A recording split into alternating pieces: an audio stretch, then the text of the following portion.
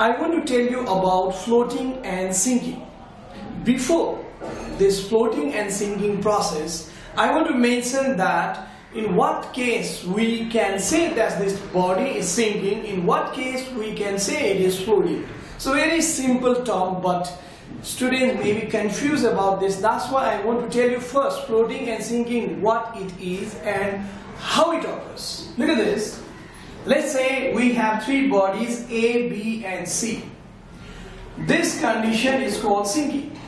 If a body is completely immersed in a liquid and it is landed at the bottom, I mean to say it is if landing at the bottom of the container in the liquid, then the body is said to be sinking. It is completely immersed and it is sinking also.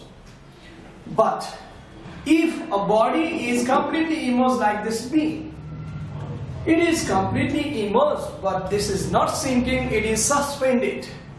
It is completely immersed but not landing at the bottom. That's why the body is said to be suspended. This body is suspended. This case number first, I mean to say A. In A, what is happening? A part of the body is inside the liquid, a part of the body is outside the liquid. This is called floating. In floating body, a part of the body is inside the liquid, maybe more part inside the liquid, maybe less part inside the liquid, but if a part of it is inside the liquid, a part of it is outside the liquid, then the body is said to be floating. This floating body A, sinking body C, and B, it is completely immersed but suspended somewhere inside the liquid, maybe near to the bottom, maybe near to the surface, but completely immersed. These are three conditions. When a solid is placed in a liquid, it may sink in the liquid, or it may float in the liquid, or it remains as suspension. Now, I want to mention the condition for this suspension, sinking and floating. Let's talk about this. If density of a solid, let's say this body is sinking, if density of a solid is greater than density of liquid, then the body sinks in the liquid.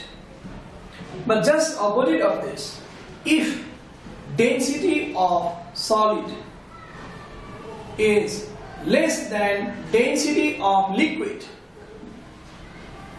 if its density is less than density of liquid, then it floats on the liquid. But maybe third case also, if density of a solid is equal to density of liquid, then the body remains as a suspension inside the liquid. So if it is taken to this place, it remains as a suspension at this place. If it is immersed to this place, it remains as a suspension at this place. But these are three major conditions of floating and sinking. Now I want to mention another point also, which may be very interesting for you. When an egg is placed in a liquid, like water, when an egg is placed in water, what is found? Egg sink in water. This is egg which is sinking in water. Why sink in water? According to this principle, we can say according to this principle, its density is greater than water, that's why it is sinking in water. A solid has greater density than water, then it sinks in water. That's why egg has greater density than water, so it is sinking in water.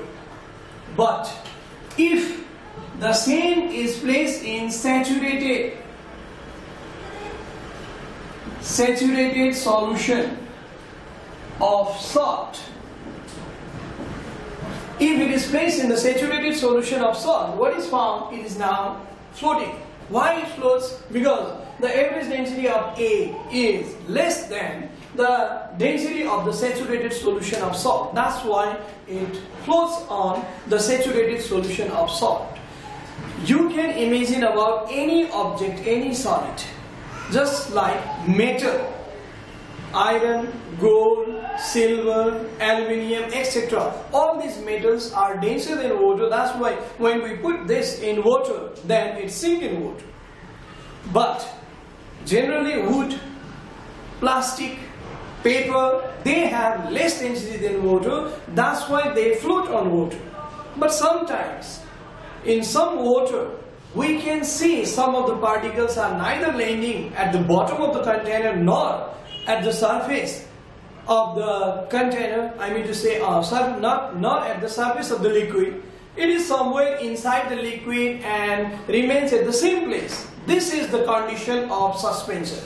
That's why a body floats or sinks or remains at suspension according to the density of that body with respect to the solid.